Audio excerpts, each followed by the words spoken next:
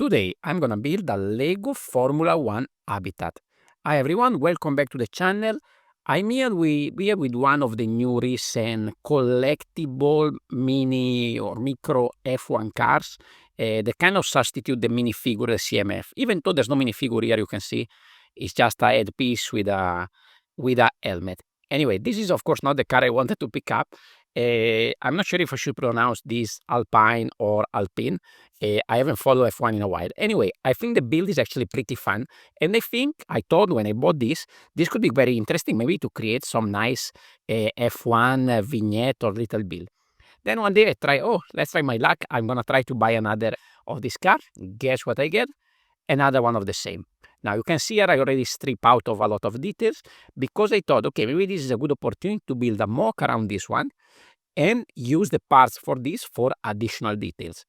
So the idea is, of course, the one to build habitats, but as you can see, even though this is a very small car, it's already exceeding the habitat size, especially if we add the wall.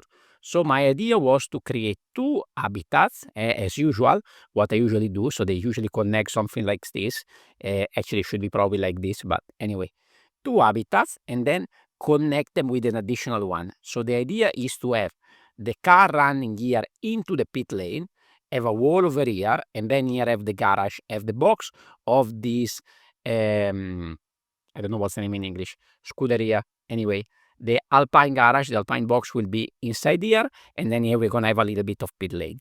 Initially, I build with tiles. I'm going to show you here a little bit of behind the scenes from my members only vlog.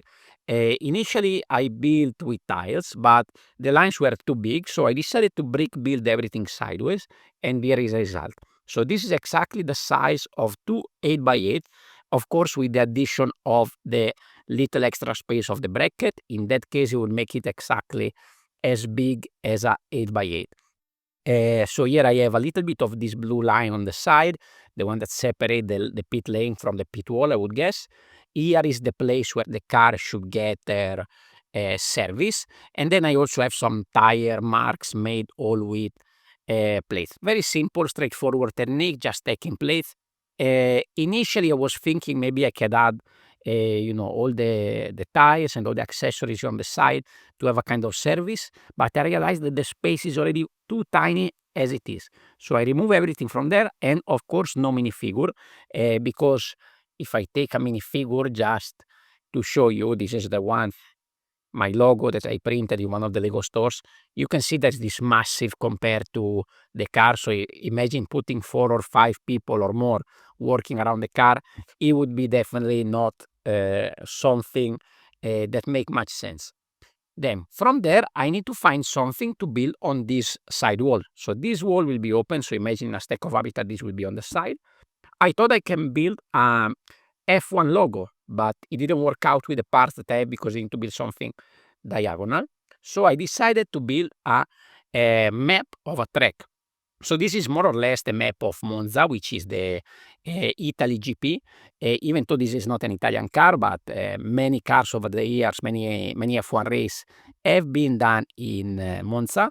So I thought that would be a nice addition. So my idea was initially to have these printed parts and then have F1 logo here in white and red maybe.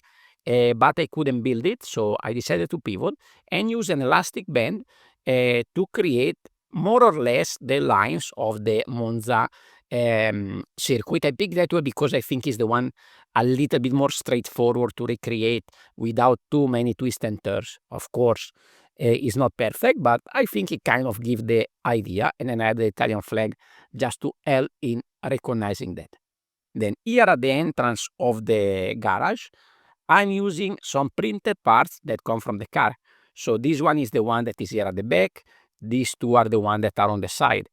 So I create this logo, and this is just going to connect back there like so. Very nice and straightforward. So here we're going to have the car coming in, and now I need to build the garage on this side. Now here I have the base with the brackets. It's going to connect, so everything is going to align perfectly. And I decided to go with light gray so that the details inside can be seen a little bit better, because I cannot just do everything in black and dark gray. Here we can add the walls straight away. So I try kind of to follow the color scheme. So what I have over here is this shade of purple, the blue, the black. This is gonna connect like so, and I also have a little space over there.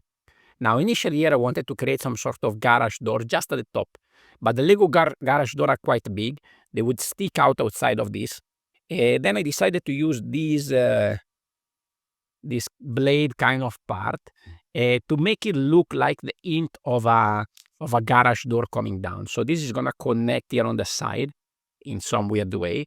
And if you look at this from the front, something like this, it looks like a little bit the garage door, and from the side it cannot really be seen.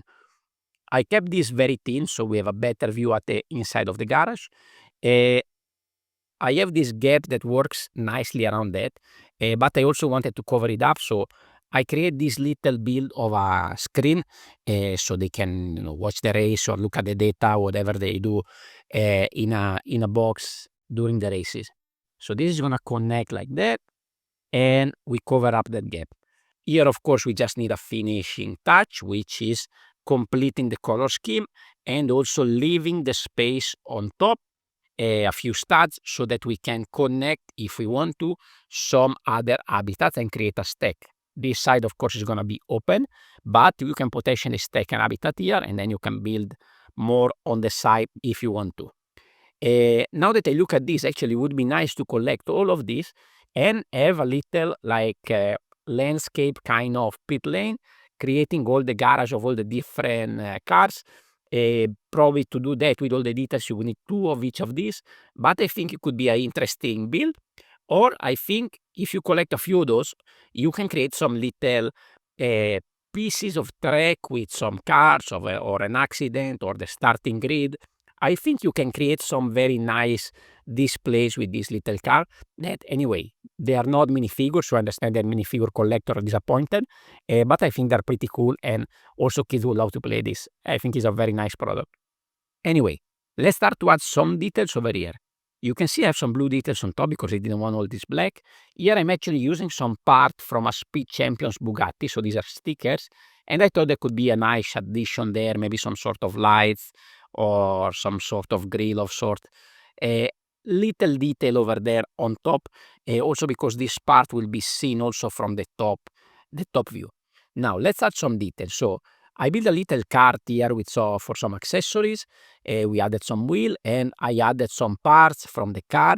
I added a piece underneath, so this can be just sitting on top of this cart. It's going to be there in the corner.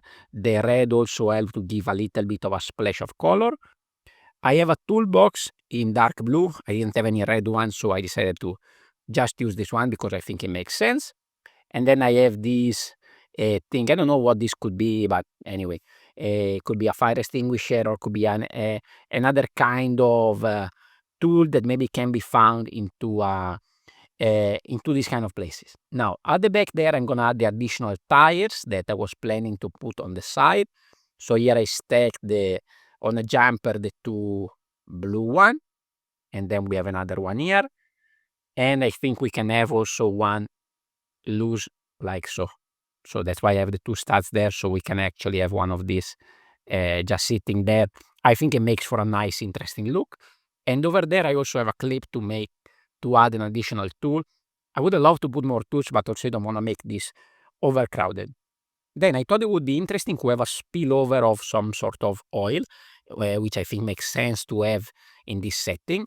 So I create a big one and a small one. And for the spillover, what I did is this.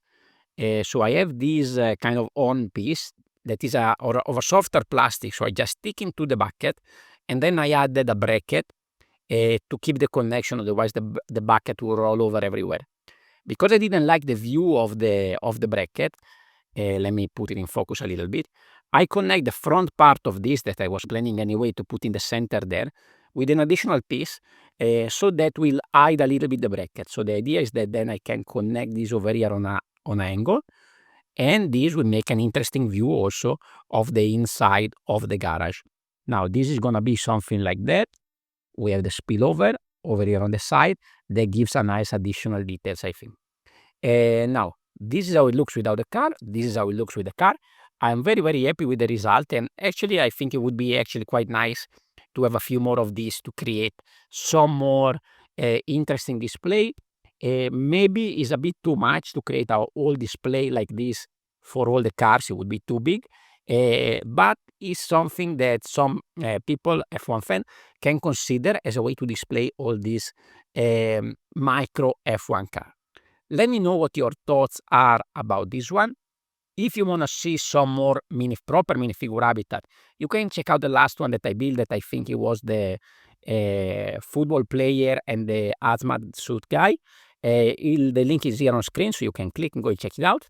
Please consider to leave a like, comment, and subscribe, and I will see you in the next video. Ciao, ciao!